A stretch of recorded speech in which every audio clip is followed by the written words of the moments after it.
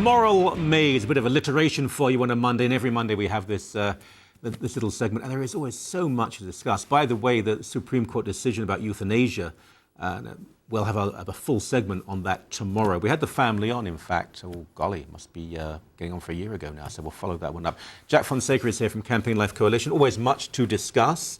The transgendered. I mean, I think it is the most important issue in this country. Of course. It must, because, I mean, there's so much time given to this subject. How many transgendered people are there? But the Conservatives, what a surprise, are not being very conservative about this, are they? No, there's 15 federal Conservatives who voted in favor of this radical bill, what's been dubbed the bathroom bill, because it'll give legal access for men to enter women's washrooms if they feel they have a woman's spirit inside their males' bodies. But you know, what's hit the news now is that one Conservative MP, Brent Rathgeber, he's on the committee for the bathroom bill, that's C-279, and he's asked for the NDP to accept an amendment that would exempt sports organizations from not being able to prohibit participation from people of the opposite gender. So, hold on, I'm lost in all the language and the subclauses there. He wants it to be softer or harder? He wants it to be harder. So he wants sports organizations in Canada to be exempt from not being able to discriminate by not allowing men to play women's sports. The NDP won't accept that, will they? I don't think they will. And we had a picture. Do we still have that picture of the basketball players together? Do we have that still? Can we? Yeah, have a look at this. Keep that up on the screen. See the monitor there? Yeah. Now, that seems entirely fair to me. I mean, what on earth could be wrong? See the black girl there at the front, her face, it's beautiful, it's wonderful. I mean... well, this is ridiculous! This story came on the USA Today, this photo, on the same day that Brent Rathgeber expressed his concerns and did that interview. Yeah.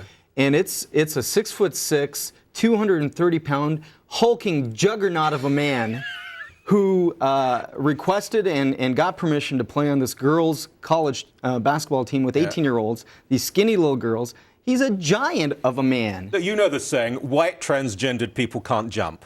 It's ludicrous.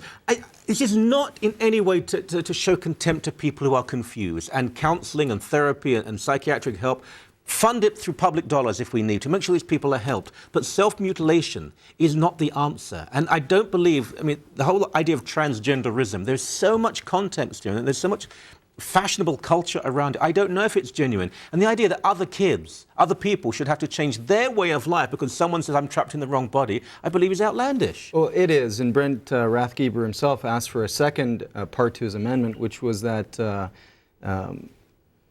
in order to qualify for these so-called protections, which really are going to be used as a sword, not as a shield, of course, you know, against Christian organizations and Christian charities and even churches, he said, I don't want someone to simply say, I have deep feelings that I'm a woman trapped in a man's body.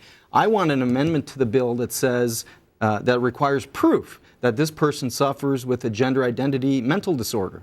And for your viewers who don't know, gender identity is a mental disorder listed in the Statistics and Diagnostics Manual right now, used by U.S. mental health professionals. There's already a campaign to remove it. There's a campaign to say, as with homosexuality in years past, was classified as a mental disorder, and that went some time ago. There's a campaign now, and these are not the same things at all. There's a campaign now to say, no, it's not a mental illness in any way. It's a valid physical challenge, and we have to pay for people to have sex change surgery. Yeah, the Psychiatric Association in the U.S. has voted to adopt a policy that they would reclassify gender identity disorder from a mental disorder to gender dysphoria, which means it's only a mental disorder if I feel that it affects my life negatively.